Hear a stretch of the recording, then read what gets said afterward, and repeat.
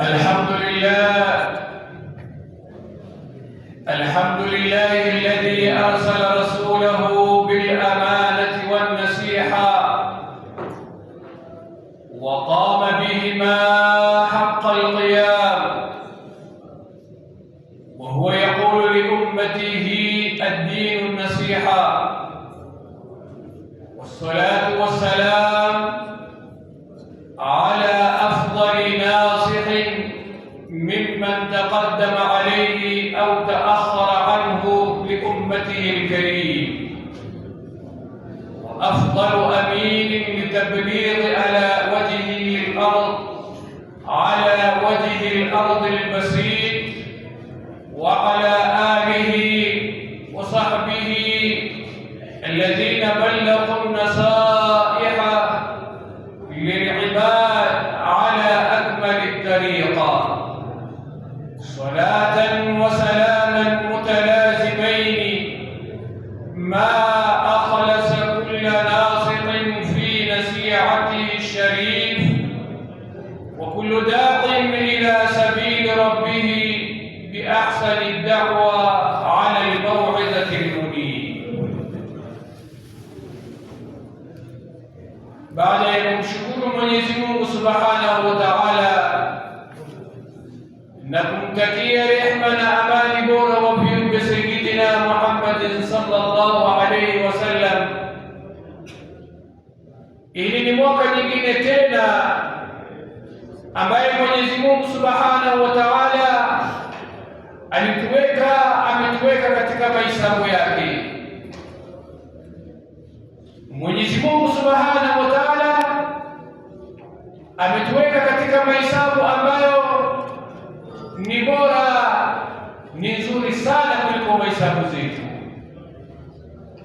na sio mahesabu mengine bali ni mahesabu ya kuhudhuria mwezi mtukufu wa Ramadhani ya mwaka 2026. Ile halikuwa ni ujanja yoyote katika sisi, bali ni mashia ya Mwenyezi Mungu Subhanahu wa Ta'ala, yanajiri basi na mipangilio ya mwanadamu. Kwa hivyo letu sisi ni kurejeza shukrani kwa Mwenyezi Mungu Subhanahu wa Ta'ala kwamba hatukuwa ni wajuzi, hatukuwa ni wadari, hatukuwa ni wajanja, bali ni kadari, ni makusudio yake Mwenyezi Mungu Subhanahu wa Ta'ala, na sisi hatuna letu jambo isipokuwa ni kusema alhamdulillah thumma alhamdulillah. Mwenyezi Mungu Subhanahu wa Ta'ala anajua makusudio yake kutuweka katika Ramadhani ya mwaka hii. Anajua Mwenyezi Mungu makusudio ni nini, anajua Mwenyezi Mungu Subhanahu wa Ta'ala mazuri aliyotukadiria katika Ramadhani ya mwaka hii ni yapi na yapi. Kadhalika anajua Mwenyezi Mungu Subhanahu wa Ta'ala ni nani na nani ndio atafikiwa mwisho ya Ramadhani hii, na nani ambaye hatafikiwa na mwisho ya Ramadhani. Kwa hivyo sisi ni kujitahidi na kuhakikisha tumetumia fursa zote nzuri katika kufanya yale ambayo yatatujazia thawabu katika mwezi huu mtukufu wa Ramadhani. Na miongoni mwa yale ambayo yatatujazia thawabu katika mwezi mtukufu wa Ramadhani sio lingine bali ni hivi vikao vya nasaha, hivi vikao vya durusu za Qur'ani, za durusu za mauidha mbalimbali. Hizo zitatupeleka katika kuzidisha thawabu mbele ya Mwenyezi Mungu Subhanahu wa Ta'ala. Kwa hivyo katu tusikuzie popote na wakati yote ambapo mimi na wewe tunapata fursa ya kukaa na kupulikiza qala Allahu wepesi sana ya kukaa katika vikao aina hiyo, kwa sababu ni vikao ambavyo vinazungukwa na malaika, ni vikao ambavyo vinashusha rehema ya Mwenyezi Mungu Subhanahu wa Ta'ala, ni vikao ambavyo malaika wanayohudhuria vikao hiyo wanawafunika wale walioko katika vikao hiyo kwa mabao zao za rehema. Ni vikao ambayo hawaondoki katika vikao hiyo isipokuwa Mwenyezi Mungu huwa anawasamehe waja hawa madhambi zao. Ni vikao ambayo Mwenyezi Mungu Subhanahu wa Ta'ala, Mtume anasema malaika wananadi huko mbinguni kutafuta vikao aina hiyo. Wakipata vikao aina hiyo, hushuka malaika wakatua na wakatia utulivu ndani ya nyoyo za watu.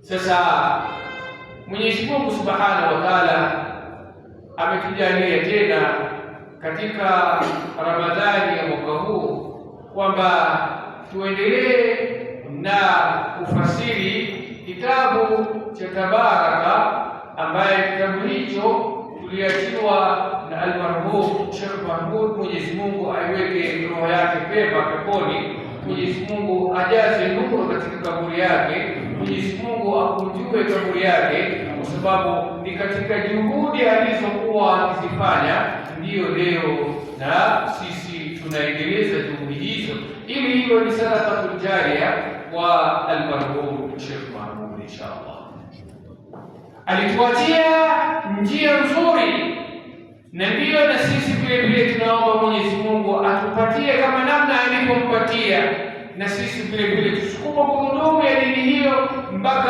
tufikishe sehemu ambayo tutafikisha na wengine vile vile washikilie huko. Ni juhudi kubwa sana almarhum alifanya katika mji wetu. Matunda ya juhudi zake yangali bado yako na yanazidi kuonekana mpaka hapo atakapojalia Mwenyezi Mungu Subhanahu wa Ta'ala. Hili kitabu cha Tabaraka Dhul Ula ni kitabu ambaye marhum alikuwa akifasiri kitabu hiyo katika mwezi mtukufu wa Ramadhani, na hasatan alikuwa akifanya baada ya swala ya tarawih. Lakini maasafu shadid, sisi tumekuwa wavivu, hatuwezi leo kukaa na baada ya swala ya tarawih na kupulikiza na kusikiliza na tafsiri ya kitabu hiyo. Basi kwa sababu ya udhaifu wetu na wanadamu ndio kama sisi, sawa, khuliqal insanu dhaifu, tuna dhaifu sana, hatuwezi.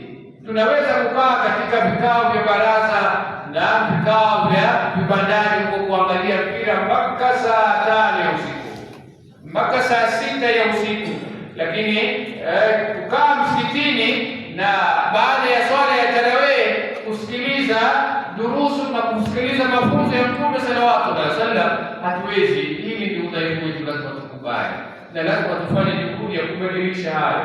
Tusibakie hapo tu kwamba sisi ni madhaifu na kaza dhaifu na mandebasa.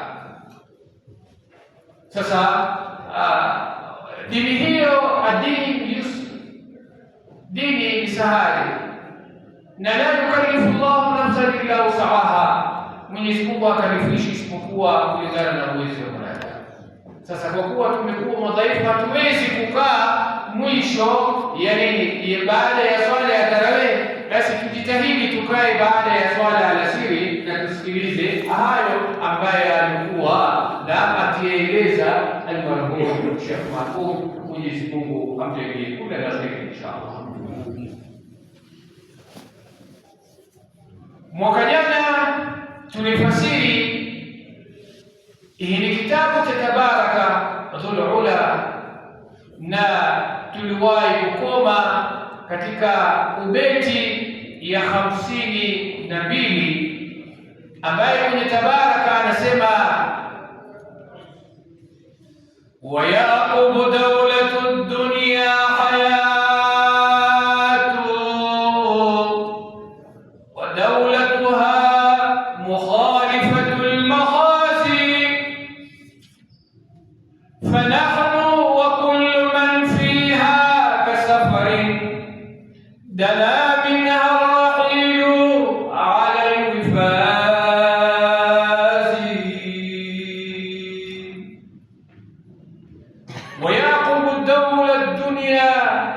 ويعقب دولة الدنيا حياة ودولتها مخالفة المخازي، فنحن وكل من فيها كسفر دنا منا الرحيل على الوفاء. Anasema Mwenye Tabaraka, hii kitabu ya Tabarakatul Ula inazungumzia sana masala ya mwanadamu kuipatia dunia mgongo na kuelekea akhera, kwa sababu akhera ndiyo makusudio ya mwanadamu huyu kuletwa duniani. Akhera ndiyo makazi ya khairun wa abqa. Ndiyo mtunzi wa kitabu hiyo amejaza ayati na ahadithi na mazungumzo na maneno yaliyokuwa na hikma kuhusu dunia na jinsi ya kuepuka dunia na jinsi ya kuelekea akhera. Sasa ubeti ya 52 tuliyokomea mwaka jana, anasema Mwenye Tabaraka, wa yaqubu dawlata dunya hayatun, itafuatilia dawlata dunya hayatun, itafuatiliwa dola ya dunia hiyo, itafuatiliwa na uhai. Kuna na uhai mwingine utakuja. Hili dola ya dunia ina muda mchache sana. Mataul hayatu dunya qalil, ad-dunya faniya. Dunia starehe yake ni kidogo sana, hastareke mwanadamu katika dunia hiyo kwa muda mrefu. Hapana, miaka 50, 60, 70, 100 na basi inakuwa tena kuachia mwingine. Sawa? Mali anayekuwa anayejilimbikizia mwanadamu zinakwenda zikimalizika. Zinamalizika vipi? Zinamalizika, zinakwenda kwa mikono ya watu wengine, kwake inaondoka polepole, kila siku inaondoka. Alikuwa akishika kwa siku milioni 2, baada ya muda fulani na ile milioni 2 inakwenda ikipunguka, tena ashiki milioni 2, anashika milioni na nusu, inakwenda namna hiyo, milioni na nusu, baadaye inafika sasa tena hawezi kushika milioni na nusu, anashika milioni 1. Zingine zote zinakwenda kwa mikono ya watu wengine, inakwenda hivi inapunguka mpaka mwisho wa mwanadamu huyu hata senti 5 hawezi kushika. Hela zake tena hazimsaidii, hana bajeti na hela tena, hawezi akanunulia chochote. Sasa inakuwa ni watoto wake ndio wanamshikia, inakuwa inakaa kwa nini, kwa benki, kwa account, inakuwa inakaa kwa simu, hawezi hata kuwa naye mkononi. Jamaa wenyewe wakimuona tu ameshika noti ya 100, anakuwa ubabote kusho mashili kambe mashili 1000 kipindi kina mtu tunaita bokana kuishi kama bokana kuishi. Sawa? Sasa hii ni nidhamu ya dunia, inakwenda ikimalizika vilivyomo duniani, na tuliokuwepo duniani kadhalika tunakwenda tukipunguka. Angalia miaka zilizoko sasa. Zamani ilikuwa ni 100 na, lakini sasa leo imekuwa ni nadra ukisikia mtu amevuka hiyo 100 na huyo tunamshangaa sana. Katika kumshunua alikuwa anakula hivi, huyo alikuwa anakula vizuri sana. Hakuna kula vizuri, vyakula vyote ni vya madawa. Sasa zote zinachangia umri yetu kupunguka. Nini? Yaqubu dawlata dunya hayatun, inafuatilia uhai mwingine katika dola hiyo ya dunia, kwa maana ya kwamba hili dola ya dunia itaondoka, litakuja dola nyingine ambayo siyo dunia. Itakuja dola nyingine ambayo ina uhai, na hii dola nyingine siyo nyingine bali ad-dawlatu dunya ni uhai wa akhira, uhai ambaye khairun wa abqa, ndiyo bora na ndiyo yenye kubakia milele na milele na milele. Hii ni dunia, linapita haraka sana, na katu mimi na wewe hatuoni, lakini watu ndio wanaona, na hawa wanaoona kuna na wengine wanaoonea. Mwanadamu hajioni, watu ndio wanaoonea. Sasa hili dola baada ya kuondoka litakuja dola ambayo ni akhira, dola ambayo ina uhai ambayo ni khairu wa abqa, uhai ambayo ni khalidina fiha abada. Wa dawlatuha mukhalifatul makhasi, lakini uhai hiyo ya dola ya akhira hiyo ni uhai ambayo inakhalifu mambo yote. Kupata uhai hiyo ya dola ya akhira, basi uelewe kwamba sharti lazima wewe utakatazika na yale makatazo aliyokataza Mwenyezi Mungu. Kati wewe lazima utalazimika na yale aliyolazimisha Mwenyezi Mungu Subhanahu wa Ta'ala, ndio utapata hiyo uhai wa akhira, uhai ambayo ni khairu wa abqa.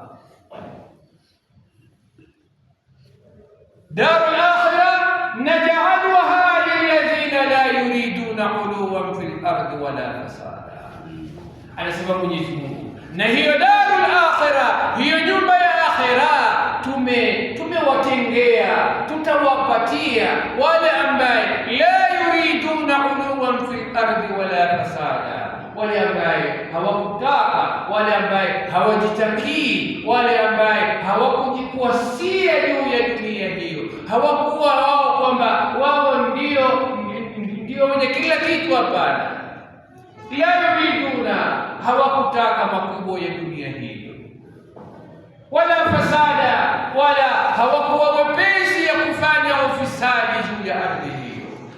Watu hawa ndio wamejaliwa hiyo darul akhira. Mwenyezi Mungu atujalie katika watu watakayoingia hiyo darul akhira. Lakini hatutakwenda tu huko tu darul akhira kwa dua ya amin Waislamu, hapana.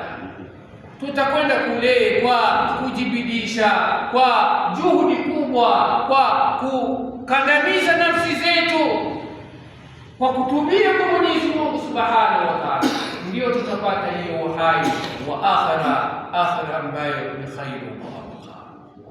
Kama sio hivyo, tutapata na uhai mwingine, kwa sababu na katika maisha hiyo ya akhira makazi ni mawili, ima peponi ama motoni.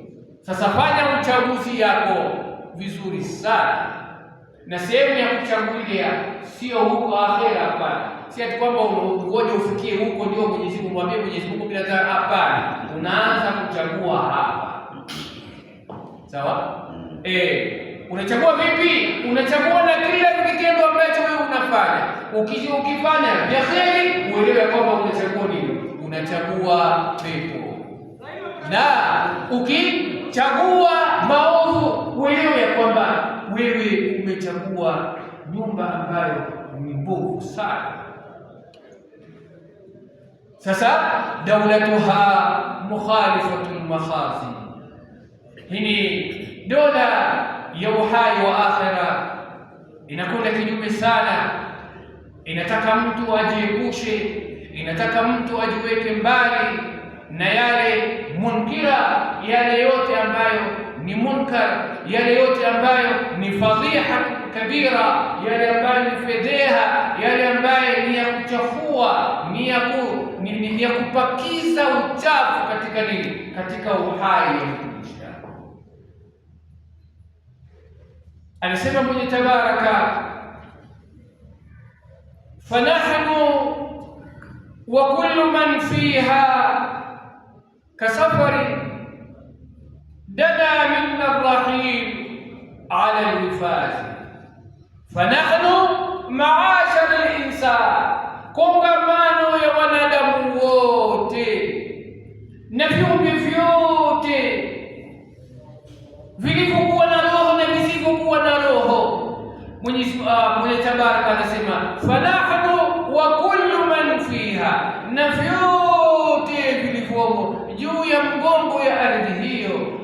kasafari ni kama wasafiri.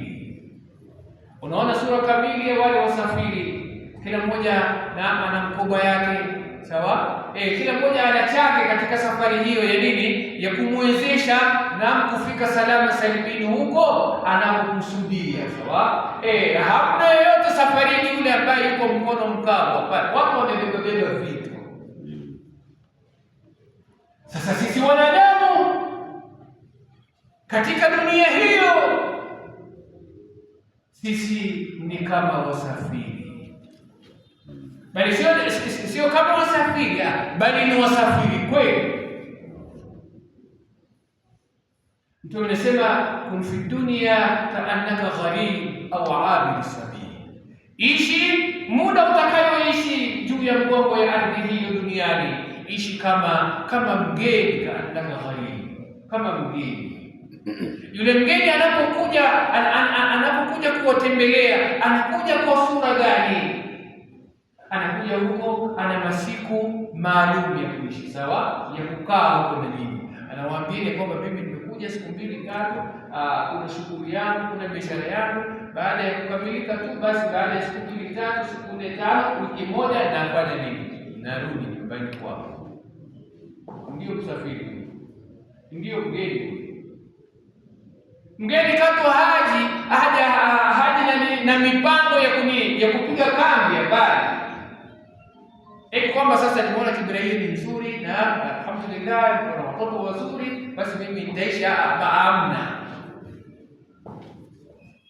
Fanahnu wa kullu man fiha, sisi na vyote vilivyomo juu ya mgongo ya ardhi hiyo, vyote vilivyokuweko katika dunia hiyo, sisi ni kasafari, ni kama wasafiri. Tuna safari kweli. Tulianza safari hiyo toka tulipokuja dunia hiyo, tulipotoka katika tumbo ya uzao ya mama zetu, safari ilianzia pale.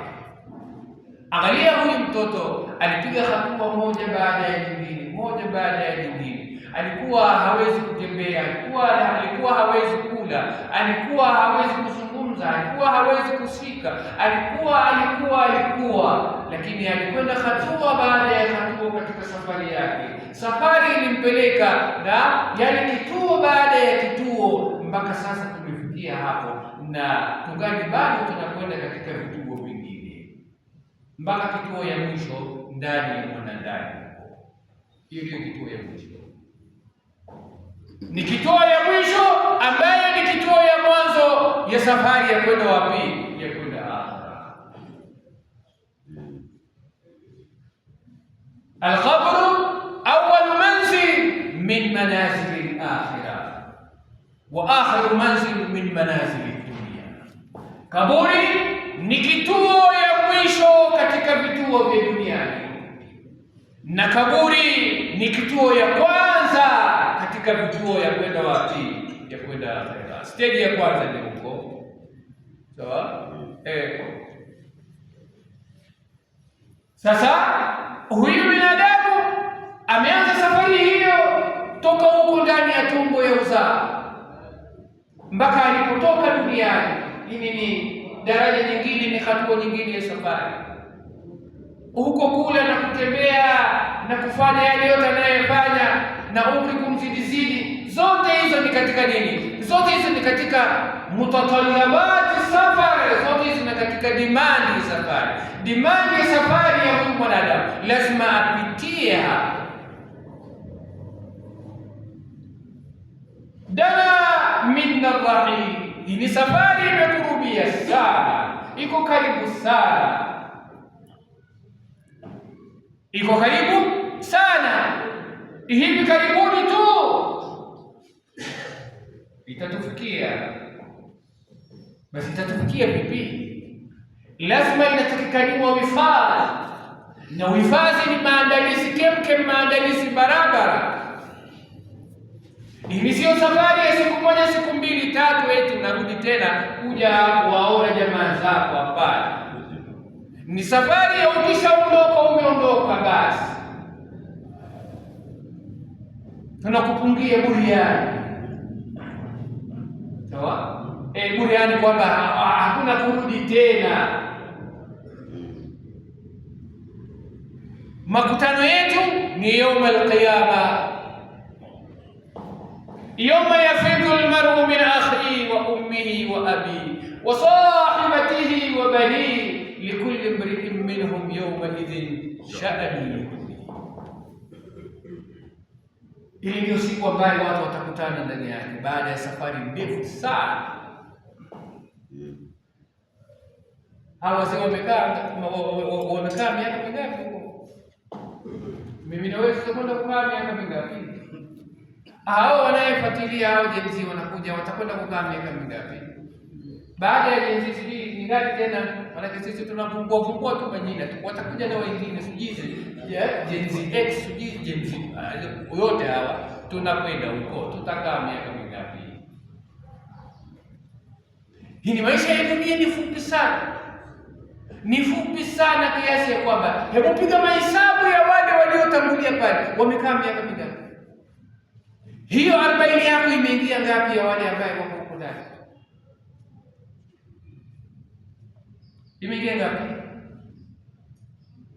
Tusiende mbali sana. Mababu wawili tu watatu nyuma huko. Sawa? Wamechukua hiyo hisabu yako mara ngapi? Sasa fanya hiyo hesabu. Ndio watu watakapofufuliwa leo kiyama, wataulizwa wale makafiri, mliishi duniani miaka mingapi? Watamwambia Mwenyezi Mungu, na hatukuishi ashiyatan au duhaha, isipokuwa ni mchana mmoja na jioni basi. Wakipiga mahesabu, maana asubuhi na jioni ni masaa mangapi? Sawa, masaa 12 sio? Basi masaa 12 ndio tutakapoulizwa na Mwenyezi Mungu. Huko duniani mlifurukuta miaka mingapi? Ndio ukicheza miaka mingapi?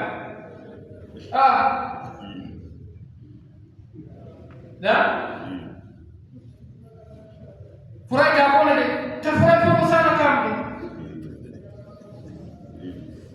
ashiyatan au duha, ni asubuhi moja na jioni yake. Khalas, imekwisha. Sasa hiyo asubuhi moja na jioni, mimi na wewe tumefanya yapi? Na katika tashuba basi. Kila jioni tayari kwa kitabu.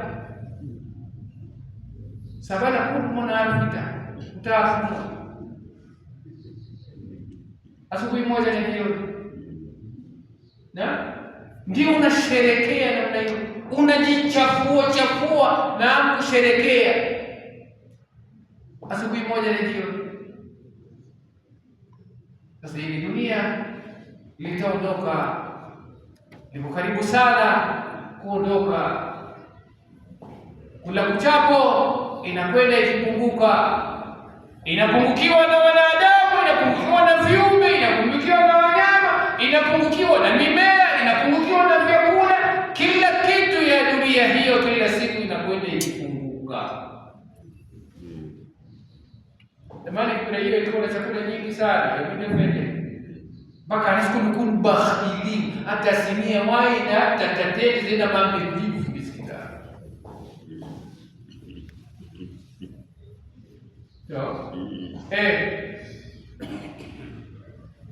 Nini? Dunia inakuja. Waziri mmoja dunia hapo ufirke. Tunafahamu nini? Kile mtaja hamu ufirke. Maana kadasi ufirke na maana sakula kumkulu. Akitaka jipsi ni msikilo wa kifirke kukuja tu. Baadaye ndio kifirke. Msikilo yake ni kwa. Ndio yule. Kila mmoja anachukua. Mwenye milioni 2, mwenye milioni 5, mwenye milioni 10. Sawa? Hiyo dunia inaisha. Itafika wakati dunia hiyo haina lolote,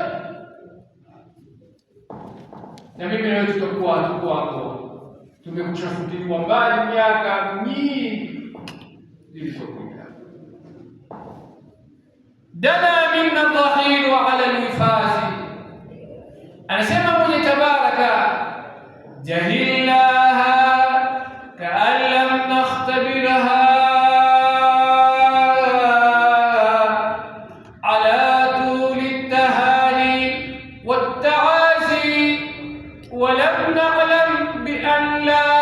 لبث فيها ولا تخريج غير الاجتياز. جهلناها كأن لم نختبرها على طول التهاني والتعازي، ولم نعلم بأن لا لبث فيها ولا تخريج غير اجتياز. Jahilnaha, tumekuwa wajinga sana na dunia hiyo, imetughuri, imetudanganya kiasi ya kwamba tukawa tunaiona ya kwamba lisa magikalas lisa vitu utasiri lisa vitu anamaita ina ya kikani basi nataka dunia nyingi kwenye dunia toka la skala musto kwa msiaka fili tole kadas watu tena. Sasa jahilnaha, tumekuwa wajinga, hatujui kwamba dunia hiyo wafi'luna fiha, na vitendo vyetu juu ya dunia hiyo ambayo sisi tunavifanya, kaan lam nakhtabiraha, ai ni kana kwamba sisi hatukupitiwa na majaribio na mitihani ya dunia hiyo.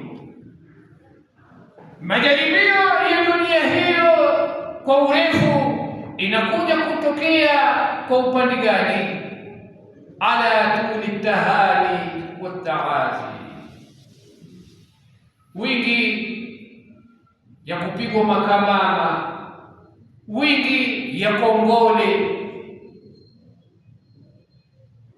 Sawa, kila wakati unafanywa pati, sio tunakutunutunu, tunakupatia tunu, tunakupatia tunu, sio tunakupatia magifu, sio unadanganyika kabisa. Unaona kwamba watu wanakupenda sana, kila mwaka wanakuletea wanakuletea zawadi. Sasa wewe unasahau kadiri zawadi zinapoletwa nyingi kwako, wewe unasahau kwamba hiyo dunia inamalizika, na wewe vile vile inakunyonya, inakumaliza polepole. Angalia jinsi dunia inapokunyonya. Baada tu ya miaka 20 dunia inaanza kukukamua, inakamua maji ndani ya mwili yako, inakamua damu ndani ya mwili yako, inakamua mifupa yako, inakamua nyama katika mwili yako, inakamua ubongo yako, inakamua akili yako, inakamua maono yako, inakamua masikizi yako, inakamua tumbo yako, inakamua kila kitu yako. Halafu mwingine anabaki ya kwamba pamoja na huko dunia inamkamua kila mwaka, eti anaikatia keki. Wewe akili yako inafanya kazi? Dunia imekukamua, ati wewe unaikatia keki kila mwaka.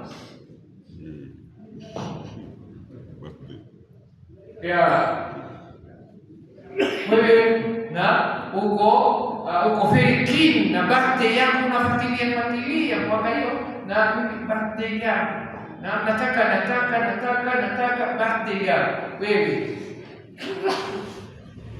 sawa, si kuna na birthday, kuna na birthday ili birthday wewe umekata keki, sio wamekulisha keki, sio, lakini birthday watu ndio watakata pilau, hawatakulisha hata toke moja.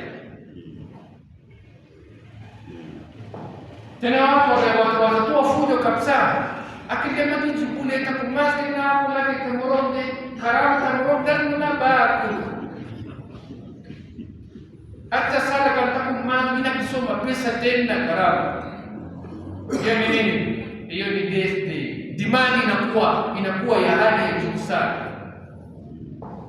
Mahesabu na hayakwenda chini ya 100,000. The budget ya karamu lakini mwingine anasema mimi masala ya nyama niachieni. Huyu jamaa alikuwa mgonjwa hapa sawa mwaka mzima, hamna hata kipande ya nyama aliletewa, lakini anakuja bwana mkurugenzi, anapiga kifua, anasema kwamba labda na ndio takarama tamoromde anabide kumsikumde na wapi Muislamu. Ini ni uzuri ama ni ubaya? Kakana zote taasili nengu Muislamu tena bio na olamu kwa lokati yoma kama taban fisitari na mwalimu hata kopta robo sawa. Sasa sherekea sherehe za dunia hiyo, kila wakati kula kutabu unaletewa zawadi, unafurahia, na huko unasahau dunia inakunyonya, dunia inakukamua. Wataazi, tumekuwa wajinga na ikhtibari ya dunia hiyo kutokamana na taazi, misiba nyingi tu. Amekufa jirani, amekufa shangazi, amekufa mjomba, amekufa sijui nyanya, amekufa sijui bibi, amekufa sijui mtoto, amekufa sijui dada. Wewe unaona tu kwamba wewe unakwepa tu. Eti mauti inakukwepa tu, inadaka na watu wengine, inakukwepa tu, inadaka na wewe na watu wengine. Wewe jahilnaha ka'an lam nakhtabiraha ala tuli at-tahani wat-ta'azi. Anasema mwenye tabaraka, walam na'lam bi an la yubtha fiha. Tumekuwa wajinga kiasi ya kwamba hatujui kwamba dunia hiyo la yubtha fiha, hamna kuishi hapo. Hapana, hapo duniani ikifika wakati sasa ndio nataka kuseto. Jamaa wanasema kuseto, sio? Mara ghafla anakuja malakul maut, anakuburuta, anakukokorota, unapiga duru wapi? Hamna anayekusikia. Qul yatawaffakum malakul maut alladhi wukila bikum thumma ila rabbikum turja'un. Anasema Mwenyezi Mungu atawakujieni yule malaika ambaye atakuja kuwafisheni, yule malaika ambaye wukila bikum, aliyowakilishwa juu yenu. Kila moja katika sisi hapa malaika na amewakilishwa juu yetu, kwamba fulani huyu zikifika tu siku fulani, siku zake usimwache, sawa? Hata apige duru vipi, sawa? Waje sujia akalete maloya madaktari wapi, ikifika tu siku yake, idha jaa ajaluhum la yastakhiruna sa'ata wa la yastaqdimun. Ikigonga saa, sekunde, dakika, mwezi, mwaka, basi ikigonga tu hiyo majira itasonga. Ya watu wengine yote itasonga, lakini hapo itasonga. Saa iliyoko mkononi kwako itasonga majira yake, lakini saa yako yake hakika ile haitaongezewa wala haitapunguzwa. Sasa walam na'lam bi an la yubtha fiha, tumekuwa wajinga kiasi kwamba hatujui kwamba dunia hiyo hamna kuishi, wala tawarija, wala dunia hiyo sio kituo ya mapumziko. Hapana, eti ni kituo ya refreshment kidogo. Unajua safari huko kuna nini, na mara Mombasa, tukienda Mombasa tunafika hapo Mtito wa Ndei, sio? Kule tunakwenda kuna refresh kidogo, sio? Unapiga mataa, sawa? Chai, kahawa, sudi na jiu, sawa? Na ukiwa kidogo mfuko yako ni nzito, mara utakula kuku pia, sawa? Hiyo ni kituo ya nini, ya stari ya kupumzika, sio? Sasa hiyo dunia la taarika, hiyo dunia sio kituo ya nini, ya mtu kuchukua mapumziko hadi kupungua kidogo. Hapana. Sasa Ramadhani imekusha malizika, wacha nipumzike. Unajua ni swali mwezi mzima mara Sasa wacha nipumzike, angalau nipumue, sawa, nijaze pumzi, sio hakuna mwanadamu mimi na wewe, wama khalaqtul jinna wal insa illa liya'budu wa'budu rabbaka hatta ya'tiyaka. Kuna kupumzika hapo? Unataka kupumzika? Upumzike ufanye nini? Ukunywe maji, refreshment kidogo, sio? Basi yule jamaa hapumziki, hataki kujua kwamba wewe uko katika refreshment, sijui period, amna. Sasa hii dunia ila ta'arija ghaira al-ittiyaz. Hii dunia ina sura moja tu, ni watu kuondoka haraka.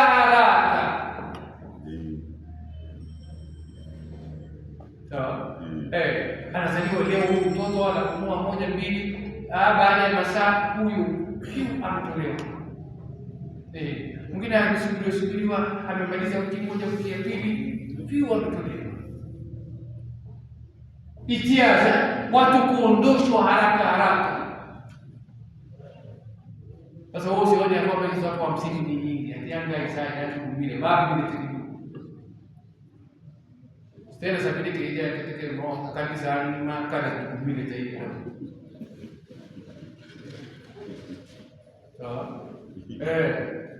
Tabari kuna sana. Ghaira ijtihad, dunia ni kuondoshwa haraka. Tunapelekwa huko akhiratu khairu wa abqa. Huko ambaye ni bora na ndio ni kubakia. Hapa dunia sio bali pa kubakia. Hapa duniani tuko ugenini, tuko safarini. Hiyo safari inaweza ikakatikwa, ikamalizwa na siku 1 na siku 2 na siku 3. Inaweza ikakatwa nusu kwa miaka 2, miaka 3, miaka 10. Inaweza ikakatwa hiyo safari na kwa miaka 20, miaka 30. Hii dunia ni ghairu itia, ni sehemu ya kuondoshwa haraka, kwa sababu na tukiwachwa hii dunia itakuwa congested. Sababu watu watafinyana na watu wakifinyana hapo, hebu imagine watu kufinyana dunia hiyo. Ardhi yenyewe ndio moja, choo yote ni hapa, kule sisi ni hapa, takataka yote ni hapa. Wewe ndio toka Adam mpaka sasa, kama bado walikuwa tumekuwa na nafasi ya kupumua tu. Sasa Mwenyezi Mungu kwa hikma yake, unaona anafundisha kwa haraka, anafuta. Sawa? Hiyo ardhi yako ambayo unapigania, sawa, de ardhi tari yangu mtu fogo mikatulana fogo hii dokta lazima kikubini unaudusha mara moja kwa kutaki dokta kitakurai sije tukapina.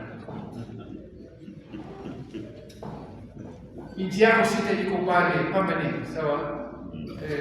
Tena utakaa katika hiyo inji sita na kila yote tayari pale miaka 40 miaka 50 baadaye kula darasa hakuna kugo. Je, tunasema kwamba kalibura kutaka ndani kwa mkoka tuna default anwaya na kutu default mtoro nini zile mifupa zimewekwa kando. Hiyo nafasi ya mtu mwingine hatuwezi kubakisha pale mfupa pale, lazima ingie mwili fresh pale. Inchi sita na ndio nini ndio makazi na ini akhira. Watu wanapelekwa huko haraka kwa sababu ni nyumba gani? Ni nyumba ambayo khairu wa abqa, ni nyumba ambayo darun la anaa wala mashaqqatu fiha, darun la naqmatun wala musibatun fiha, darun fiha ni'matun abadiyya wa tahniyatun sarmadiyya sururuha la yanqati'u wa 'izzuha la yankhadi. Nyumba ya akhira ni ile ambayo khairu wa abqa, bora na yenye kubakia. daru laana, hamna mateso huko akhera. Kwa yule ambaye amefanya mema, hamna mateso, hamna mashaka, hamna mazito pale. Daru la naqmata, hamna adhabu pale kwa yule aliyofanya mazuri. Daru ni nyumba ambayo ya musiba, hamna msiba huko, kufuliwa sijui na habari huko na yana huko mahuri aina hawa hawagonjeke hawa, sawa, hawaendi mwezini hata juani pia hawana. Maana yukwenda mwezini kwa maana ni msiba, sio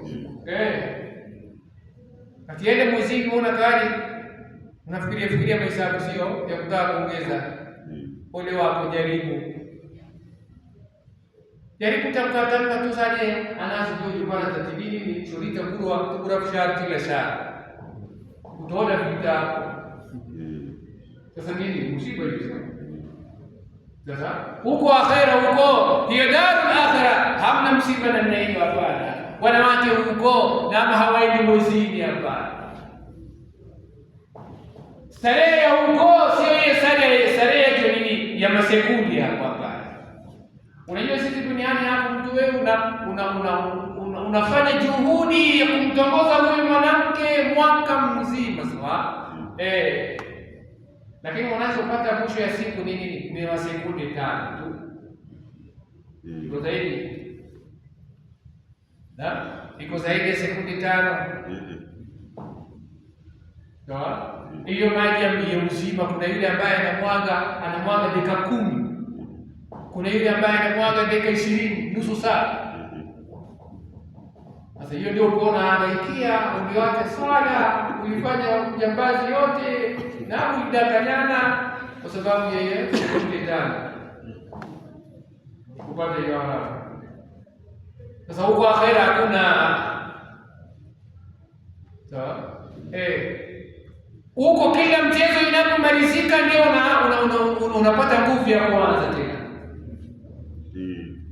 sawa? Kila ukimaliza mchezo ndio unapata nguvu mpya, kila ukimaliza mchezo ndio unapata nguvu mpya. Khalidina fiha abada.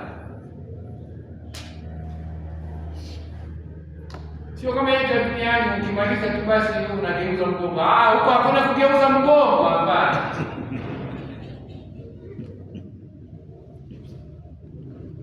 Sawa? Hiyo ni daru fiha ni'matun abadiyya. Hii ni nyumba ambayo neema yake ni abadia, ni ya milele na milele. Sururuha la yanqati'u, furaha yake haikatiki, hapana. Peponi watu wanacheka throughout. Sio the holy, khalidina fiha abada. Milele. Maana hamna vitu za kukuchukiza, utachukizwa na nini? Wanawake wenyewe ndio hao, vyakula vyenyewe ndio hivi. Hamna kuswali, hamna kufunga, hamna kutoa zaka, hamna lolote. Unajua hizi kuswali pale nyingine inachukiza. Hiyo kutoa zaka, sisi sadaka hizo zingine mtu ule yani unaumwa ndani.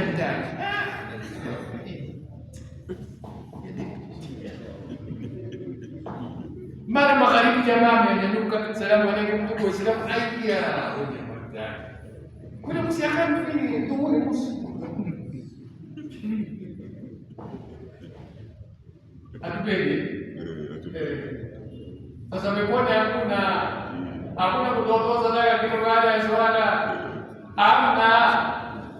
Hizo tarawih ndefu sijui nini. Kusufu hizo hakuna. Na kulegeleta matende miguuni hakuna. Furaha ya huwa ikatiki, sio? Hizo zina ambazo tunafanya zinakata nini? Zinakata furaha. Ndio sasa umesikia umesetwa na leo ni Members Day, mara unasikia na adhana ya alfajiri ndio unasema aidia. Nataka kuomba kwa maana jamaa anakwambia sida akan kalas amsu ku taksim taikan kalas furu migitu mara ya atuo salatu kususu kan chenji kan saa di kambo bado wende. Sasa inakuharibia kila kitu. Sasa ile nidarun la yanqati sururuha. Mwenyezi Mungu anasemaje?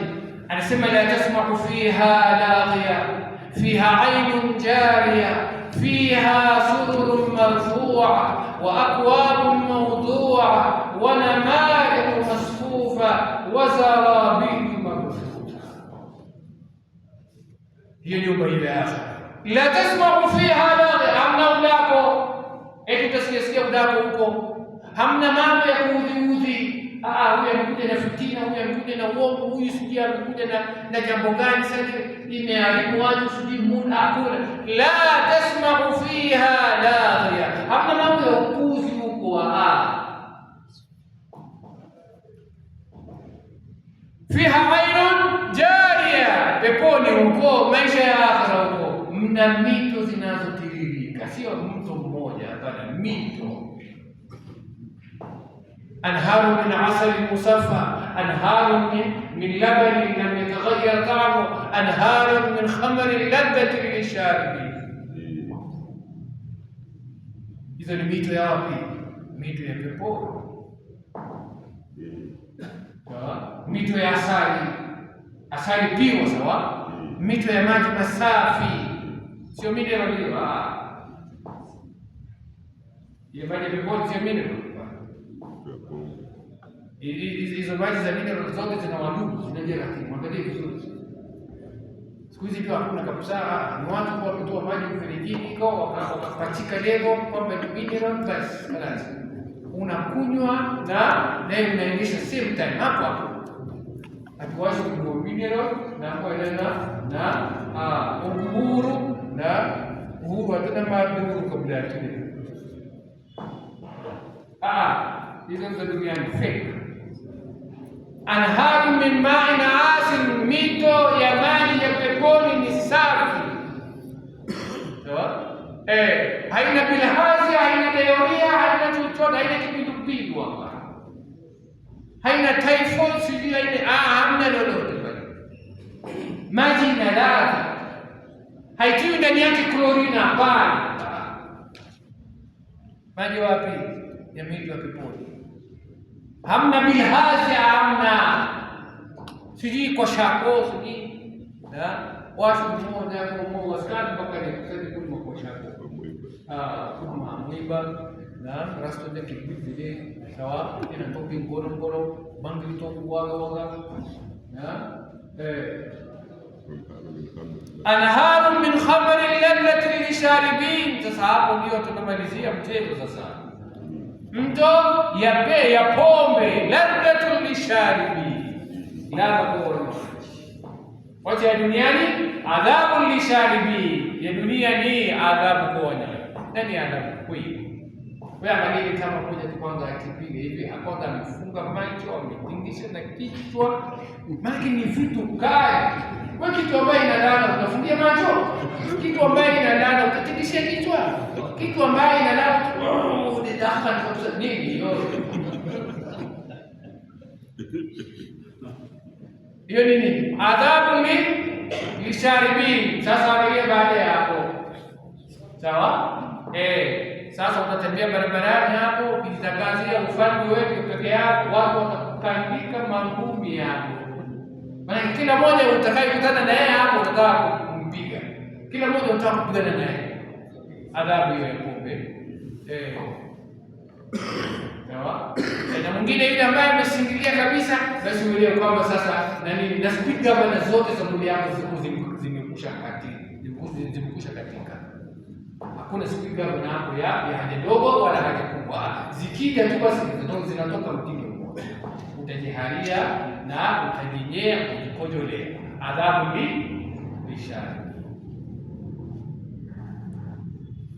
Nasema ni machozi ya simba. Machozi ya simba. Ndio kwa base power. nini sisi power, sio power ya kumaliza kila kitu. Yes, when you're nothing in front of that number begins na kumaliza. Sasa ni mito wapi? Mito ya peponi. Ladhatul lisharibi, hamna hede, hamna sudi hamova, pombe za peponi hizo. Sawa? Na ndio Waislamu, kwa sababu gani Mwenyezi Mungu weka pombe? Kwa sababu anajua sote tunataka. Sisi tunataka. Nani hapo ni mzuri kabisa sema mama ngezi? Saizi tu hapo tutoe tangazo kwamba mimi nani Garash Melissa Garash halali Garash kuna maana. Tuone kama watu wataruka. Kama vile mashindano ya Arsenal. Yaani sisi tuko hapo ndani ya moto na tunamezea mate. Sawa? Lakini kwa sababu Mwenyezi Mungu ameharamisha basi.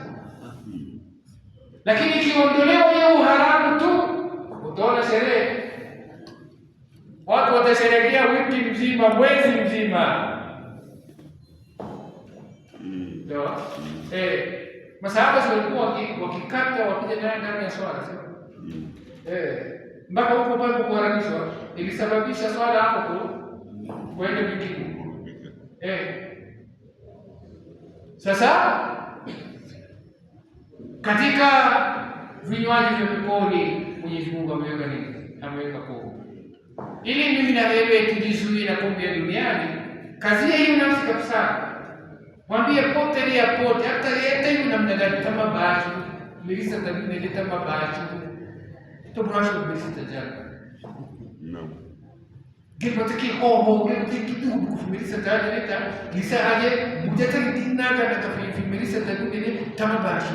To brush with tajana.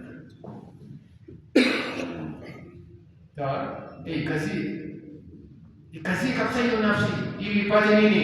Ipate anharu min khamrin ladhatin lishari. Sawa? Lakini ukishindwa ndio yako ile utaoga. Utapambana na hiyo duniani tu hapo ile ambayo ndani yake na adhabu siku nenda siku. Sasa Mwenyezi Mungu anasema la tasma'u fiha laghiya fiha aymun jariya fiha sururun marfu'a. Maisha hiyo ya akhera watu ni kukaa juu. Sawa? Vitanda vya huko ni vya juu. Sawa? Huko hakuna vitanda ya chini hapa. Sawa? Sehemu ya starehe. Wa akwabul mawdu'a, magilasi, vikombe ambaye tayari zimekwisha pangwa. Sawa? Bora pita tunakuchukua. Sawa? Sio vikombe empty, hapana, vikombe vimejazwa vitu. Juice za peponi.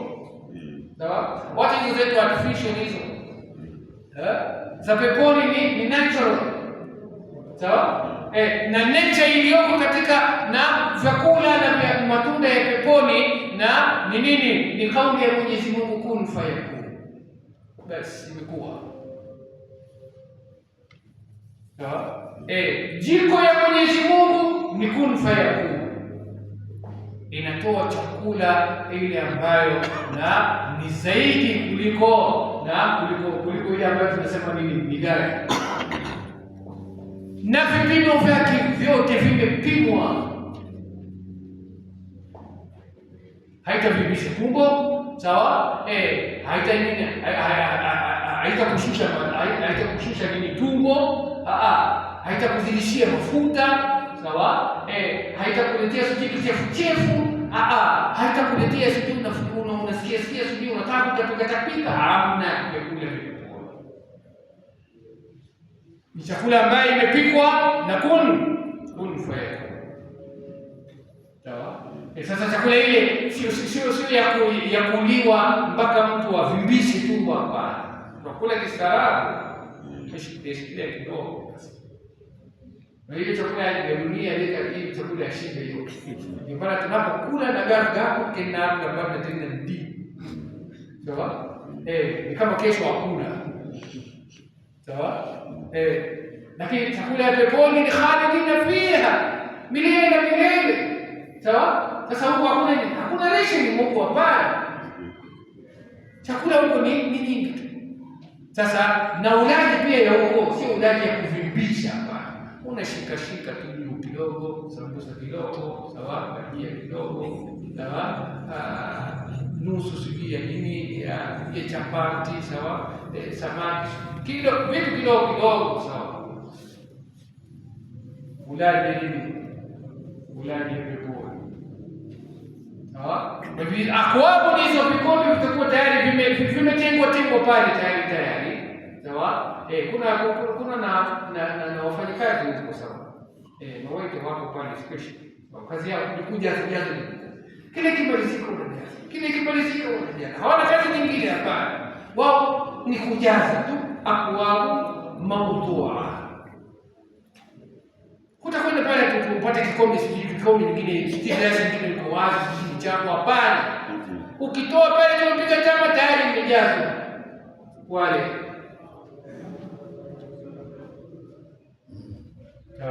Watoto hawa mukhalladun, Mwenyezi Mungu anasema hawa ndio watakuwa mawetu wa pale watoto. Hawa watoto wadogo.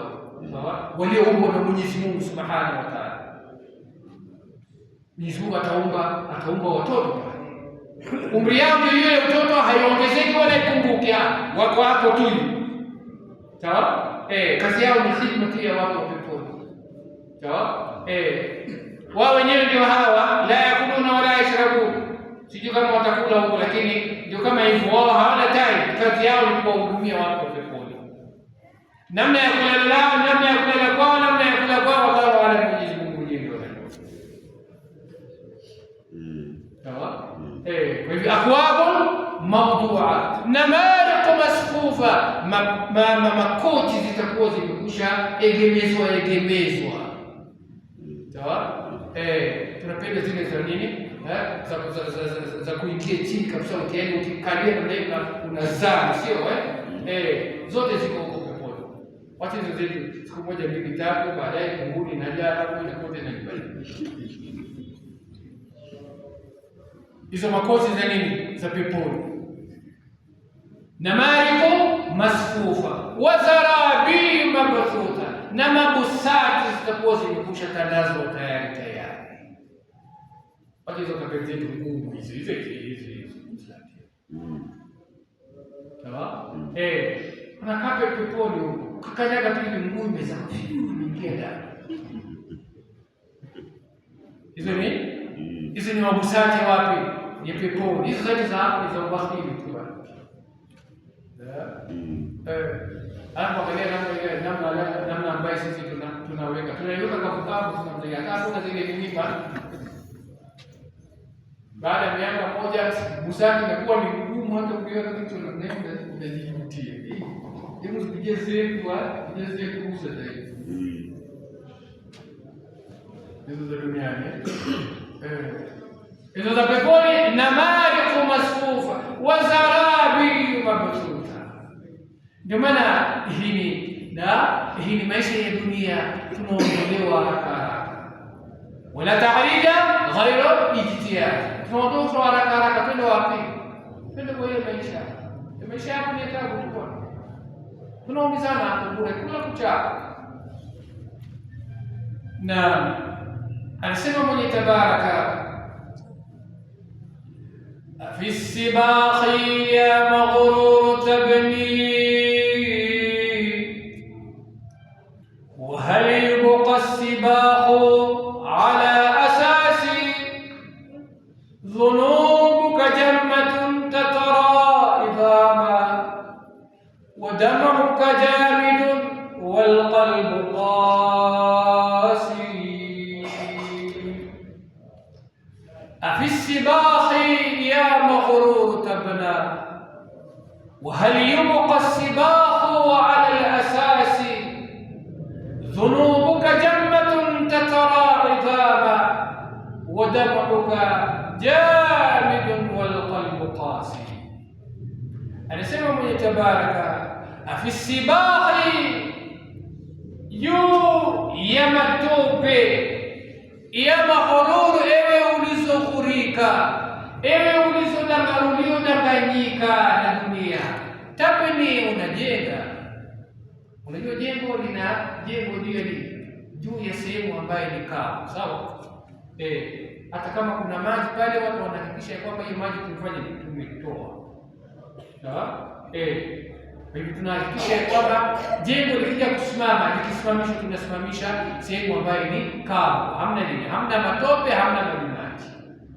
Sasa hapo Mwenyezi Tabaraka anasema afisabahati ya maghurur, yule aliyoghurika, aliyodanganyika na dunia hiyo ni sawasawa na yule anayejenga jengo lake juu ya matope. Wa hal yubqa sibat, na je, kuna matope yote inayobakisha jengo juu yake? Hamna. Matope inaterezesha ile jengo, lile jengo linakuwa haliwezi kusimama. Sawa? Kulingana na uzito iliyokuwa nayo hiyo jengo. Halafu hapo kwenye msingi, hapo kwenye foundation, kuna kitu ambayo haiwezi ikastahimili hiyo uzito. Matope haiwezi ikastahimili uzito ya jengo. Hebu wewe angalia jengo iliyojengwa na matofali na vyuma, sawa? Ikija kuwekwa juu ya matope, itakaa? Halitakaa. Shati kwanza tuondoe, tukwangure hiyo matope yote, tuifanye hiyo ardhi kavu, sawa? Halafu tuweke msingi ya nguvu, sawa? Halafu sasa ndio tupamishe ukuta. Sasa yule aliyoghurika na dunia ni kama hivyo, anajenga malengo yake yote hapo duniani, wakati ambapo dunia hiyo ni sehemu ya kuondoka. Unafanya dunia hiyo ndiyo makazi yako, unafanya dunia hiyo ndiyo sehemu ya kuishi milele. Anajenga jengo, sawa? Majengo ya nguvu sana. Anahakikisha kwamba yeye ako na gari 10, mtu mmoja, zingine hata hazitumiki. Unasikia sijui hiyo ni kwenda sokoni, sijui hiyo ni kupeleka watoto hospitalini, sijui hiyo ni yule, sijui ni ya mama, sijui hiyo ni ya babu. Wewe unakwenda nayo wapi hizo magari zote? Huyu nani? Huyu anajenga msingi yake juu ya nini? Juu ya matope. Kwamba anajiimarisha ili apate kubakia katika dunia hiyo. Maana isifike siku ya kwamba yeye ana shida ya transport. Gari anaenda wapi? Anayekuli. Sawa? Isifike siku kwamba yeye sasa eti nyumba yake inaporomoka. Yeye ana flat, ana apartment, sawa? Yeye ana ghorofa 10. Sawa? Isifike siku kwamba yeye hana hela ndani ya nini? Ndani ya account. Eti account yake imekuwa freezer. Yeye ana account Kenya, ana account Uganda, ana account America, ana account France. Yeye anajenga nini? Anajenga msingi yake, anajenga jengo lake juu ya nyumba ambayo, juu ya msingi ambayo na ni yenye kuondoka. Dunia hiyo itaondoka. Hivi karibuni tu itaondoka. Halafu hizo akaunti zako zitabakia wapi? Hizo magari zako utakwenda naye wapi? Hii ni mtikisiko mmoja tu ya kuondoa dunia hiyo, itamaliza kila kitu. Anasema Mwenyezi Mungu, idha zulzilatil ardu zilzalaha wa akhrajatil ardu athqalaha wa qala al-insanu ma laha yawmaidhin tuhaddithu akhbaraha بأن ربك أوحى لها إذا زلزلت الأرض زلزالها. Atakapotikisa Mwenyezi Mungu Subhanahu wa Ta'ala, kutikisa ardhi hiyo na ikatikisika mtikisiko ambaye ni mzito sana. akhrajatil ardu athqalaha, ardhi itatema, ardhi itatapika, ardhi itatupilia mbali athqalaha, mizigo iliyotosha juu ya ardhi. Sasa ghorofa zako zilikuwa hapa zimekwenda, sawa? Magari zako zilikuwa hapa na zimekwenda, sawa? Nini, mali yako ilikuwa hapo imesafishwa, sawa? Sasa afisabahati ya maghrur tabna wa hal yubqa sibaqu ala al-asas, haibaki katu jengo, haibaki juu ya matope. Anasema Mwenyezi Mungu, fala taghurrannakum alhayatu ad-dunya wala yaghurrannakum billahi al-ghurur. Fala taghurrannakum alhayatu ad-dunya, uhai wa dunia mazuri na marembo, vishawishi mapambo ya dunia hiyo, la yaghurrannakum, isiwadanganya kwamba mtabakia kila siku tu mkihesabu hapa. Wala yaghurrannakum billahi al-ghurur, wala uhai na mapambo na starehe ya dunia hiyo isiwadanganyeni na nini? Billahi, isiwadanganyeni na Mwenyezi Mungu, kwamba mkasahau kumwabudu Mwenyezi Mungu, mkasahau kumnyenyekea Mwenyezi Mungu, mkasahau kufanya toba kwake Mwenyezi Mungu, mkasahau kurejea kwa Mwenyezi Mungu, mkasahau kufanya yale aliyowalazimishia Mwenyezi Mungu Subhanahu wa Ta'ala, mkasahau kuepuka na kukatazika na yale aliyowakatazeni Mwenyezi Mungu Subhanahu wa Ta'ala. Fala taghurrannakum alhayatu dunya. Hii uhai wa dunia ni uhai inayomghuri, inayomdanganya mwanadamu, inampambia, inamrembulia, inamfanyia vitu marembo katika macho yake, siku moja, siku mbili, siku tatu, miaka miwili, miaka mitano, 10, 20, 50, baadaye inazima. Angalia hata na yule ambaye ndio amekuwa eti ndio anaitwa nani, ndio anaitwa Miss Makina, sio? Baada ya miaka 10 inakuwa namna gani? Mitaro zinaanza kujichoma, sio? Baada ya miaka 20 akifuta inakuwa namna gani? Huyo alikuwa ndio kama sana tulisa na tamani ushiri na tamantasha dadi okan kitab kabisa na elewi kibra kan kama futu zaidi anaskulu kiduba. Lakini baada ya miaka 10, miaka 20 asali opun kongoro, sema opun kongoro opun kokobo. Bwana marembo ya dunia, sawa? Haikuachi uvuke hapo, hapana. Kila ukifikiria bado unayo, ndio inakuja inakufuta, inakuondoa katika list ya top 10, sawa? Unakuwa huko na last 100 huko chini. Yeye alikuwa ni miss, sasa yeye sio miss tena. Sasa yeye ni missing. Missing number, sawa? Sasa hiyo dunia, la taghurrannakum alhayatu dunya, isiwadanganye. Kama ni gari utakuwa naye mpaka lini? Wako wapi wale ambao walikuwa wakikimbiza kina limousine barabarani? Hizo limousine ziko wapi? Na Mercedes Benz zao ziko wapi? Ziko wapi? Zingine zimewekwa juu ya mawe.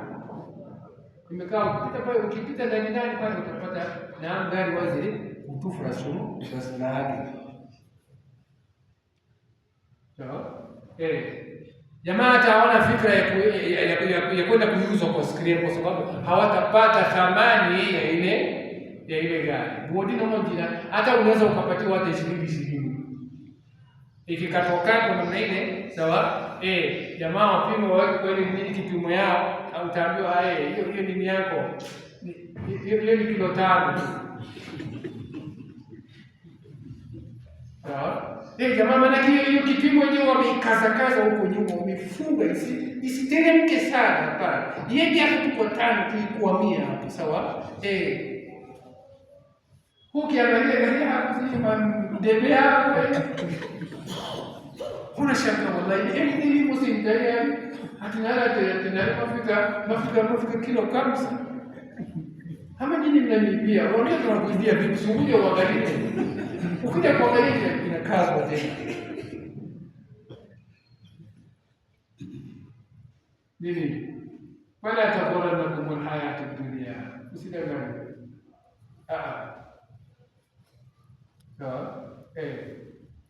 Vyakula eti ndio wewe ndio ulikuwa usikii uone, hata kuswali pia utaki kuswali, hata kufunga. Jamaa anakuambia sasa tutakula nini na hiyo Ramadhani nikifunga? Ala, eti anashindwa kufunga kwa sababu ya nini? Hana futari. Wewe Mwenyezi Mungu akili yako ifanye kazi. Hiyo futari ni kiasi gani? Inafika hata kilo moja ndani ya tumbo yako. Matonge utakayomega hapo ni ngapi? 50. Sasa unasusia ibada ya Mwenyezi Mungu kwa sababu una nini? Unakula. Sawa? Huyu ni yule ambaye vyakula vya dunia hiyo vilimkuri kiasi ya kwamba akasahau na ibada ya nani? Akasahau na ibada ya Mwenyezi Mungu. Anakuja katika ibada ya Mwenyezi Mungu kama kuna kula. Sawa? Kuna hafla, karamu, sawa? Ndio atakuja msikitini, sawa? Hata kuja kuswali, bali atakuja kula karamu, bali atakuja kula pilau ya hafla. Sawa? Huyu kula imefanya nini? Imemhuri. Na ibada ya nani? Na ibada ya Mwenyezi Mungu. Akafadhilisha kula kuliko nini? Kuliko kumsujudia mwenye kula. Hiyo kula nani analeta? Baba yako, jirani yenu, shangazi yako, mjomba yako. Hiyo kula inaletwa na Mwenyezi Mungu Subhanahu wa Ta'ala. Mwenyezi Mungu ndio mwenye kula bwana. Ndio anafunga, ndio anaachia. Sawa? Fala taghurrannakum alhayatu dunya wala yaghurrannakum billahi. Anasema Mwenyezi Tabaraka, dhunubuka jammatun tatara idhama wa damuka jamidun wal qalbu qasi. Dhunubuka, madhambi yako imerimbikizana, umejijazia madhambi, tatara idhama, kiasi ya kwamba na imekuwa ni kilo mzito juu ya mifupa yako. Maana wewe kula kichapo, unaamka na madhambi, unalala na madhambi, unatembea na madhambi, mazungumzo yako madhambi, wewe sherehe kucheka yako ni madhambi. Sasa madhambi yale yote yamekuwa baina katika nini? Katika mwili yako, katika viungo vyako, kiasi ya kwamba na muwezi hata ukatembea. Imekuwa ni mzito sana, hata kutembea mpaka utembee kufanya maasi. Dhunubuka jammatun tataraqida. Maana madhambi yakisha yalimbikizwa na yakawa na uzito kiasi ya kwamba na inatia mifupa uzito, basi elewa ya kwamba utafanya harakati yoyote ya kumwabudu Mwenyezi Mungu hapa. Kwani msikitini tunahitaji mguu ambaye ina mifupa. Sasa hizo mifupa ndio hizo sasa imejaa madhambi na ndio. Madhambi yameparalyze mifupa ya mwili yako mzima. Sasa kila ikiadhiniwa namna hiyo unasikia uvivu tu. Kila ikiadhiniwa unasikia uvivu. Kila watu ukisema wanakwenda kuswali, twenda kusali, unasikia uvivu. Sawa? Lakini kwenda kuangalia Arsenal na Manchester, wewe usikii uvivu hapa. Wewe unaruka mara moja tu. Anakwenda kukesha huko mpaka saa 6 ya usiku, kupiga kelele. Sawa? Dhunubuka jammatun tatara idhama. Imezidisha uzito katika mifupa kiasi ya kwamba hawezi kuharakika huyu mwanadamu katika swala la kumwabudu Mwenyezi Mungu, bali yuko mwepesi katika mambo yote yale ambayo ni ya kumwasi Mwenyezi Mungu Subhanahu wa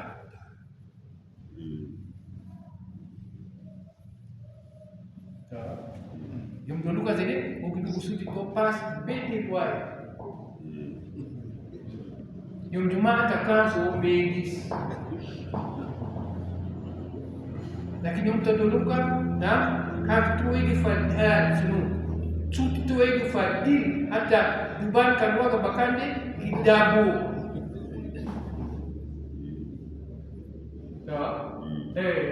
huyu nani? Huyu ni yule ambaye dhunubuhu jammatun tataraidha, madhambi yake yamelimbikiza kiasi ya kwamba imetia uzito, imeparalyze mwili ya huyu. Wadamuka jamidun, na machozi yako yamekuwa makavu.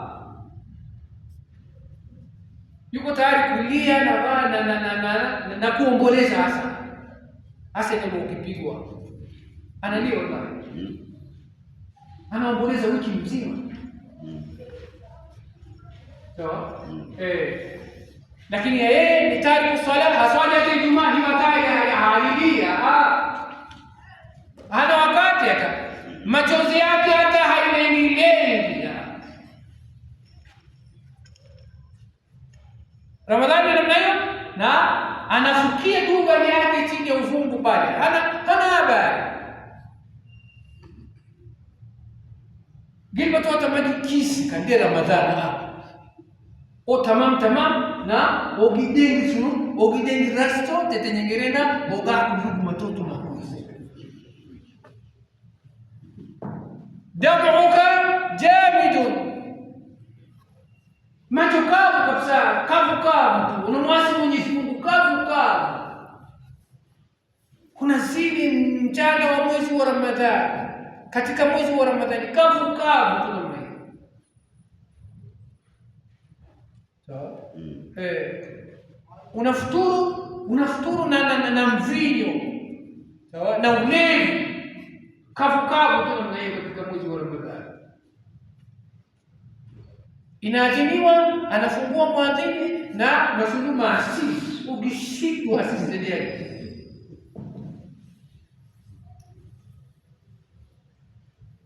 So, yani mpaka adhana hii inamalizika ina tu niki defu Ramadhani turofu miski twingi mambo yata. Halafu siku hizi kama imekuwa halala, kwa hiyo watu wanatembea naye barabarani kama vile sigara.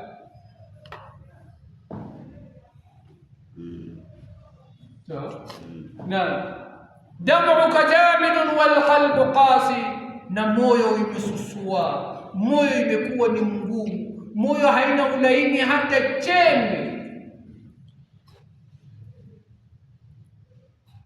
Likizungumzwa namna hiyo, qala Allah qala Rasul, malimade Mungu jaili Mungu unusalama tenda sudile.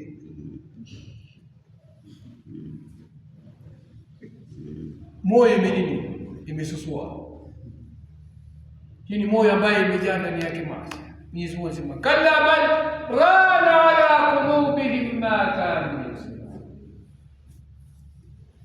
Rana imejaa hayo madoa ya maasi. Alikuwa akifanya kidogo akagraduate, akawa anafanya 10 kwa siku, 20 kwa siku, 30 kwa siku, sawa, mpaka moyo imekuwa covered na madoa meusi. Bal rana ala qulubihim ma kanu, kwa sababu ya vitendo, kwa sababu ya machumo ya mikono yao. Dhunubu, madhambi yameitwa madhambi kwa sababu gani? Sumia dhamban dhunuban liittibai sahibihi atharahu min ghairi mufaraqah. Madhambi yameitwa madhambi katika lugha, yameitwa dhambu kwa sababu gani? Kwa sababu madhambi ni ile ambayo na inamfuatilia mtu, haimwachi mtu kwa pale. Sawa? Ulevi ukiwa shabiki basi haikuachi. Ndio tunasema nini? Amekuwa addicted, sio? Ile addiction. Sawa? Ndio hiyo sasa. Na mengineyo yote, maasi mengineyo yote. Ukishazoea kuzini unakuwa addicted, sawa? Huwezi ukaacha zina. Lazima uzini tu. Hata kama ni mwezi wa Ramadhani, lazima. Huyo amekuwa nini? Amekuwa addicted.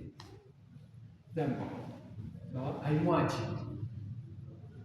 Kila anapofanya juhudi wapi? Dhambi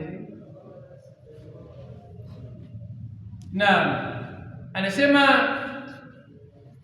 mwenye tabaraka, wa ayyaman asaita Allah fiha laqad hufidhat alayka wa anta nasi fakayfa tutiqu yawm ad-din himla liawzar kibar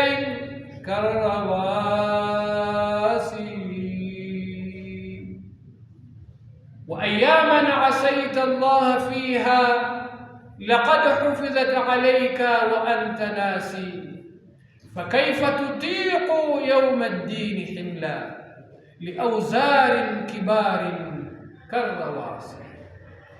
anasema mwenye tabaraka, ayamun asaita Allah fiha, masiku zile ambazo mimi na wewe tumemwasi ndani yake Mwenyezi Mungu, masiku yale hayaendi bure ya Bwana, haitapotea katika daftari, linabakia ile kumbukumbu, linabakia, linahifadhiwa mazuri na mabaya yale ambayo tunafanya. Hao malaika wawili Raqib na Atid, sawa? Mali hadha alkitab, siku hiyo ya kiyama wanadamu watamwambia Mwenyezi Mungu, makafiri watamwambia, mali hadha alkitab ya Rabb, hili kitabu lina nini? Hili daftari lina nini? La yughadiru saghiratan wala kabiratan illa ahsa, haikuacha ya Rabbi dogo wala kubwa isipokuwa imehifadhi yale yote ambayo sisi tulikuwa tukipuzia, tulikuwa tunaona hiyo ni haidhuru, ilikuwa inadhuru kweli, siku hiyo itadhuru kweli. Mali hadha alkitab la yughadiru saghiratan wala kabiratan illa ahsaha. Mwenyezi Mungu anasema wawajadu ma amilu hadira wala yadhlimu rabbuka ahada, na watapata yale yote walioyatenda. Wajadu ma amilu hadira, iko hadir, iko present ndani ya nini? Ndani ya daftari. Wala yadhlimu rabbuka ahada, bali Mwenyezi Mungu hadhulumu, hatodhulumu, sio mwenye kudhulumu yoyote.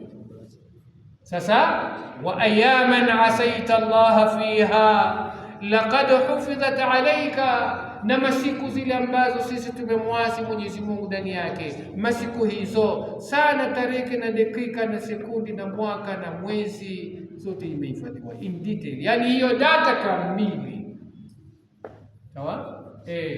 Ina venue, sawa, ina sijui mazingara, sijui ilikuwa katika environment gani, sijui ulikuwa na nani, sawa, ilikuwa ni saa ngapi, sekundi ngapi, dakika ngapi, siku gani, mwezi gani, mwaka gani, sawa, ulikuwa katika maeneo gani. Hiyo data yote imejazwa, imehifadhiwa. Laqad hufidhat alayka wa anta nasi, imehifadhiwa, imerekodiwa. Hawa malaika hawa la yasuna Allah ma amarahum wa yaf'aluna ma yu'marun, la yakuluna wa la yashrabun. Hawa malaika ni wale ambao khilafu shida, mapandikizi, sio watu wa kuhongwa. Hapana, eti sijui utachukua 50 hapo umfunikize naye mkono, eti usiandike hiyo. Sawa? Hawa malaika wanaandika kumbukumbu kamili, sawa? Kila kitu wanaandika. Sasa siku ya kiyama Mwenyezi Mungu atakupatia hiyo daftari, iqra kitaban kafa bi nafsika al-yawma alayka hasiba wa kullu insanin alzamnahu ta'irahu fi 'unuqihi. Anasema Mwenyezi Mungu, na kila mwanadamu tutatindika juu ya nini? Juu ya shingo yake tutatindika kitabu, tutatindika daftari, tutatindika data yake, tutatindika rekodi yake.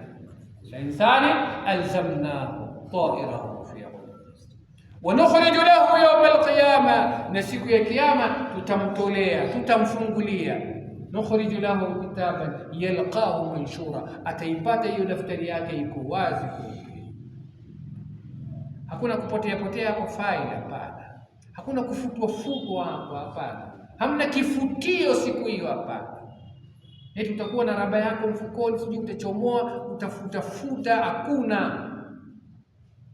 Iqra kitabak kafa binafsika alayka alyawma hasiba.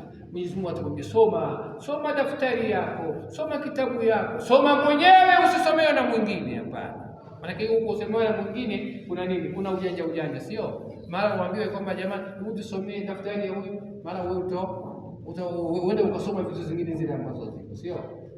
Na baadaye ikawa sasa, wallahi huyu jamani nisomee vitu ambazo hajana tani mama soga wagara. Sasa utaambiwa iqra kitab kafa bi nafsika alayka, soma mwenyewe, chukua daftari yako mwenyewe, sawa? Angalia masufuri ambayo wewe mwenyewe umejipatia, sawa? Angalia ma-x ma-rom zile ambazo wewe mwenyewe umejilimbikizia, soma mwenyewe hapo,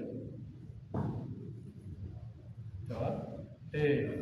Wala hamna mwingine ataonyeshwa, kila mmoja na yake, sawa? Hiyo ya kuonyeshwa sio huwa hatutaki, sawa?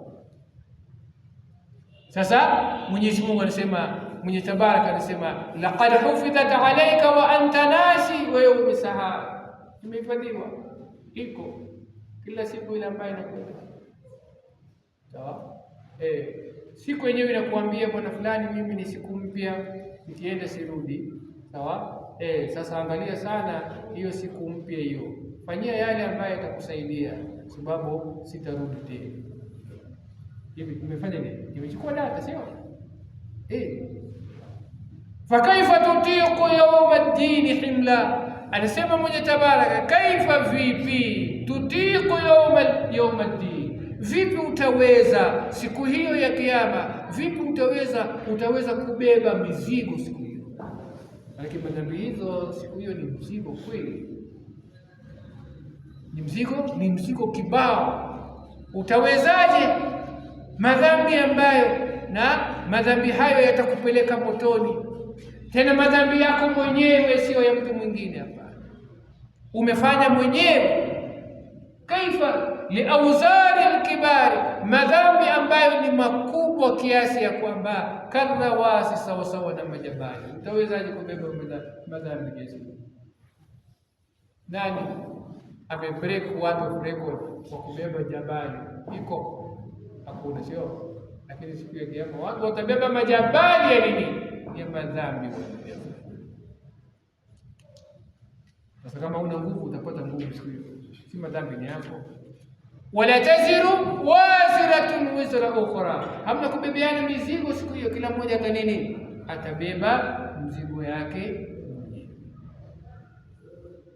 Hii siku anasema mwenye tabaraka, huwa al-yawm alladhi la wudda fihi wala nasabun wala ahadun yuwasi, ni siku ambaye la wudda fihi, haina mapenzi, sio siku ya kupendana siku hiyo. Hakutakuweko na swala la mapenzi siku hiyo. Hapana, ni siku ambaye Mwenyezi Mungu anasema, yawma yafirru almar'u min akhihi wa ummihi wa abihi wa sahibatihi wa banihi. Kuna mapenzi hapa? Watu wanapokimbiana ni mapenzi hiyo? Hapana. Yaani ukimwona yule baba mzazi unatimuka, baba mzazi akikuona anatimuka, mwanamke anatimuka, mwanaume anatimuka, watoto wanatimuka, shangazi anatimuka, siji dada siji anatimuka, jirani, kila mmoja anamtimuka mwenzake. Hakuna kwenda kuhagiana huko eti siji misi, hakuna misi hapo siku hiyo. Ni kutimuka. Kwa nini kutimuka? Kila mmoja anawaza, wala huyu aliyetakuta kumsaidia siku ile. Unajua mimi nilimkatazia siku ile, na siku ile nilizungumza vibaya juu yake, huyu atakwenda kumstaki kwa Mwenyezi Mungu. Hivi nisionane na yeye, wala ali mwenyewe pia hataki kuonana naye, kwa sababu mstari ndio yule siku ile akiniambia nije niswali nikakikata na hiyo. Sasa hakuna mwana na baba, kila mmoja hataki kuona sura ya mwenzake, kwa sababu kuna nini? Kuna masuhulia yalitelekezwa. Hayo masuhulia ambayo yalitelekezwa, na siku ya kiyama inakuulizwa. Tumesema kullukum ra'i wa kullukum mas'ul an ra'iyya. utakwenda kuulizwa tu. Sawa? Hiyo ukumbusho haikuwa ni mashehe peke yake, hapana, ni kila mtu. Sasa wewe usipokumbusha, usipoelekezana, usipofanya dawa, utakwenda kuulizwa na Mwenyezi Mungu. Sasa ukiona shehe utatoroka, shehe akikuona pia atatoroka. Sawa? Yafiru almar'u min akhihi. Ndio anasema Mwenye Tabaraka, huwa yawmul ladhi la budda fi, ni siku ambaye hamna mapenzi ndani yake, wala nasabun wala ahadun yuwasi, wala hamna ujamaa wala hamna ukoo siku hiyo, eti huyu alikuwa familia yangu, sijui huyu alikuwa ni mtoto wa babu yangu, sijui yule alikuwa ni mtoto wa shangazi. Hamna la nasabun, hamna nasaba, hamna kujinasibisha siku hiyo, sijui eti mimi ni mtoto wa fulani bin fulani bin fulani bin fulani, unatoa orodha ndefu. Hakuna. Hataki nasaba leo. Nasaba inasaidiana nini leo? Leo hapana. Leo kila mmoja ya rabbi nafsi. Likulli mri'in minhum sha'anun yughni. Kila mmoja siku hiyo atakuwa na dukuduku la moyo ambayo linadundisha moyo wake. Na nini hiyo mdundisho wa moyo? Ni kwamba nikiwa peponi alhamdulillah, nikiwa motoni itakuwaje? Hiyo ndio masala bwana. La nasabun wala ahadun yuwasi, hamna nasaha siku hiyo hapana. Qala Allah, nakishia hapo duniani. Sawa, eti mtume amesema, Mungu amesema, hiyo ni hapo duniani. Huko tena hamna. Hiyo chapter imekusha nini? Imekusha fungwa. Sawa? Na hivi dunia mazra'atu li-akhirah, dunia ni makulima ya wapi? Ya akhirah. Ishi duniani, piga jembe duniani na upande, ili uende ukapalilie wapi? Uende ukapalilie akhirah. Panda mema, panda mazuri, panda utii ya kumtii Mwenyezi Mungu, panda utii ya kutii na maamrisho na mafunzo ya dini ya Mwenyezi Mungu Subhanahu wa Ta'ala. Siku hiyo utakwenda kuvuna mema, utakwenda kuvuna thawabu, utakwenda kuvuna mazuri. Siku hiyo milkia ni ya nani? Ni ya Mwenyezi Mungu pekee yake. Naam.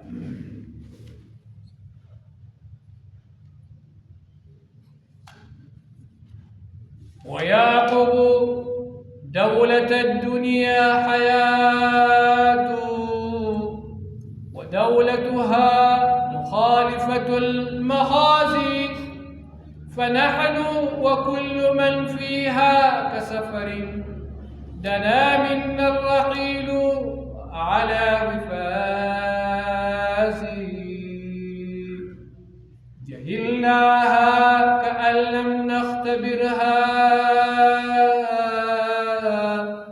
على طول التهاني والتعازي، ولم نعلم بأن لا لبث فيها ولا تعريج غير اجتياز. بالسبخات يا مغرور تبني، وهل يبقى السباق على الأساس؟ ذنوبك جمة تترى إثاما، ودمعك جامد والقلب قاسي. وأياما عسيت الله فيها لقد حفظت عليك وأنت ناسي، فكيف تطيق يوم الدين حملا لأوزار كبار كالرواسي. بارك الله لنا ولكم، تقبل الله منا ومنكم صالح الأعمال. ربنا آتنا في الدنيا حسنة وفي الآخرة حسنة وقنا عذاب النار. ربنا لا تزغ قلوبنا بعد إذ هديتنا وهب لنا من لدنك رحمة إنك أنت الوهاب. ربنا أفرغ علينا صبرا وثبت أقدامنا وانصرنا على القوم الكافرين. اللهم سهل لنا مما نريد ونجنا علم ونخاف من فضلك يا لطيف برحمتك يا أرحم الراحمين. اللهم سهل لنا مما نريد ونجنا مما نخاف من فضلك يا لطيف برحمتك يا أرحم الراحمين. اللهم صل على نور الأنوار وسر الأسرار وتبيان الأخيار ومفتاح باب يسار سيدنا محمد المختار وآله الأطهار وأصحابه الأخيار عز من الله وأفضاله. اللهم صل صلاة كاملة وسلم سلاما تاما على سيدنا محمد الذي تنحل به العقد وتنفرج به القرب وتقضى به الحوائج وتنال به الرغائب ويستسقى الغمام بوجه الكريم وعلى آله وصحبه في كل لمحة ونفس بعدد كل معلوم بالله. ربنا تقبل صلاتنا وصيامنا وقيامنا وركوعنا وسجودنا وتوبتنا يا إله الأولين والآخرين. ونغفر لنا والوالدين ولمن تولد ورحمهما كما ربنا صغيرا. ونغفر لنا ولإخواننا الذين سبقونا بالإيمان ولا تجعل في قلوبنا غلا للذين آمنوا ربنا إنك رؤوف رحيم برحمتك يا أرحم الراحمين. وصلى الله تعالى على خير خلق نبيه محمد